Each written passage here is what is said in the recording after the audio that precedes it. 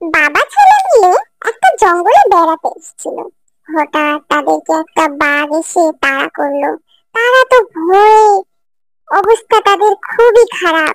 বাঘের হাত থেকে বাঁচার জন্য প্রাণপণে দৌড়াচ্ছে। বাঘও তাদের পিছু পিছু দৌড়াচ্ছে। বাঘের সাথে কি আর পারা যায়? তারপরও প্রাণ বাঁচানো বলে কথা, কিভাবে তারা দৌড়ে দৌড়ে পালাচ্ছে বাঘের হাত থেকে বাঁচার জন্য, যেন বাঘ তাদেরকে খেয়ে না ফেলে। ছেলেটা বলতে লাগলো, বাবা পালাও, বাবা পালাও, তাড়াতাড়ি পালাও বাবা। এর মধ্যে থেকে হঠাৎ একটা ডাইনি আর একটা কঙ্কাল কোথা থেকে যে আসলো ছেলে দুটোর পিছনে। আল্লাহ, কি যে হবে! ডাইনিটা বলতে লাগলো, আমার হাত থেকে বাঁচবে কে?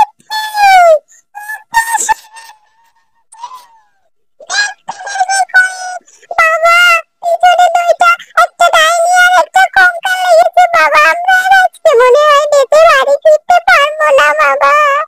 জানি না আমাদের কপালে কি আছে বাবা। সামনে একটা নদী, আমি ওই নদীতে ঝাঁপ দিলাম বাবা, তুমি পালিয়ে যাও নদী। নদীতে ঝাঁপ দিও, আমি শান্তি পেলাম না। ডাইনিটা আমার চিল্লো, বাবা আমার যা হয় হোক, তুমি পালিয়ে যেও বাবা। আমি মনে হয় আর বাঁচতে পারবো না। আস্তে আস্তে আমার সাঁতার কাটার স্পিড কমে যাচ্ছে বাবা। এবার মনে হয় আমি ডাইনির হাতে বাঁচা। যা, ছেলেটাকে ডাইনিটা ধরেই ফেললো। এখন জানি না ছেলেটার কি করবে। আর ছেলের বাবাটারই বা কি অবস্থা, বাঘে কি তাকে খেয়ে ফেললো, কিছুই জানি না আমরা। আর বন্ধুরা, গল্পটি কেমন লাগলো অবশ্যই কমেন্ট করে জানাবেন।